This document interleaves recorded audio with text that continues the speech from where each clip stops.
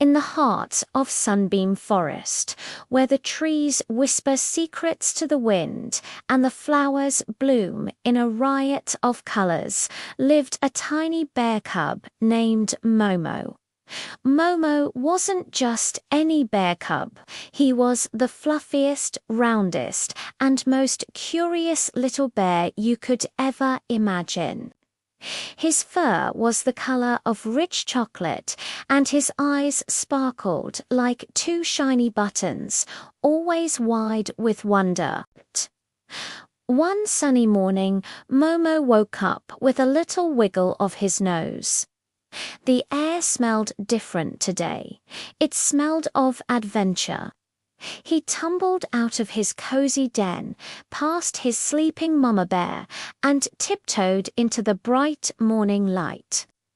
The forest was already buzzing with life.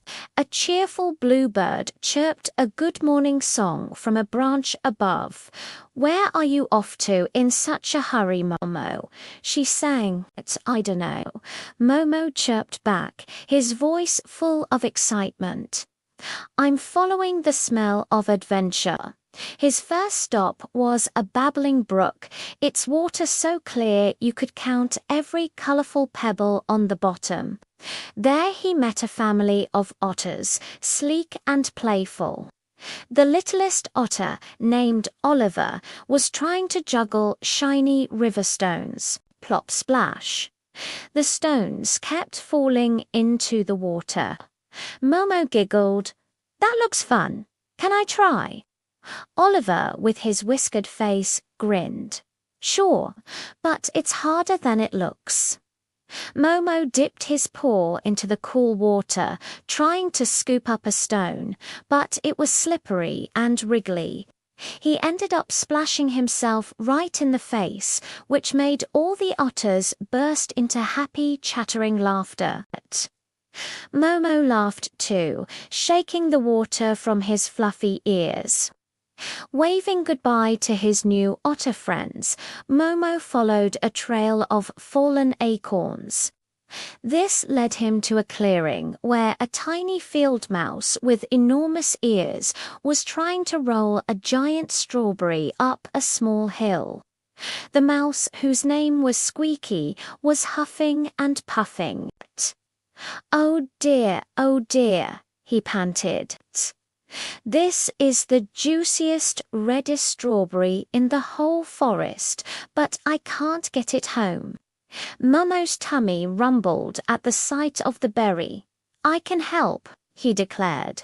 He got behind the strawberry and gave it a big push with his nose. Squeaky pushed from the other side with all his might. Together, they rolled the giant berry all the way to the top of the hill and right to the entrance of Squeaky's tiny mouse hole. Squeaky was so grateful, he offered Momo a big bite. The strawberry was as sweet as sunshine, and Momo licked the juice from his paws with delight. His adventure wasn't over yet.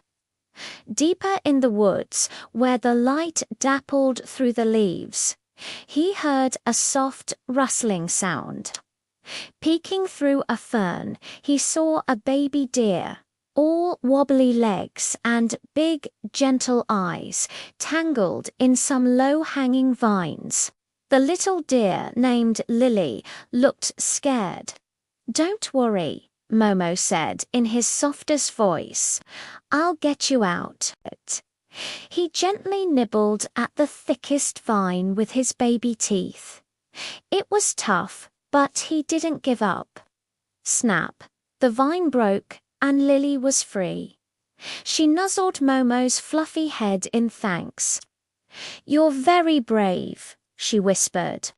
Suddenly, they heard a wise old hoo-hoo from a tall oak tree. It was Professor Hoot, the owl, who knew everything about the forest. He adjusted his imaginary glasses and looked down at them. "Well, Well, Momo, it seems you've been on quite the journey today. You've played with the otters, helped Squeaky the mouse, and rescued Lily the deer. You've made many new friends.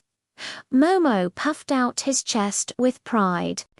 Professor Hoot continued, "The greatest adventures aren't about how far you go, but about the friends you make and the kindness you share along the way." As the sun began to paint the sky in shades of orange and pink, Momo realized it was time to go home. He said his goodbyes to Lily and Squeaky and Professor Hoot, promising to visit them again soon. He trotted back through the darkening forest, his heart full of happiness. The smell of adventure had led him to something even better: friendship. When he reached his den, his mama was waiting for him. She nuzzled his head and wrapped him in a big, warm bear hug. "Where have you been, my little explorer?" she asked. Momo snuggled close, his eyes feeling heavy. "I was on an adventure, Mama," he mumbled sleepily.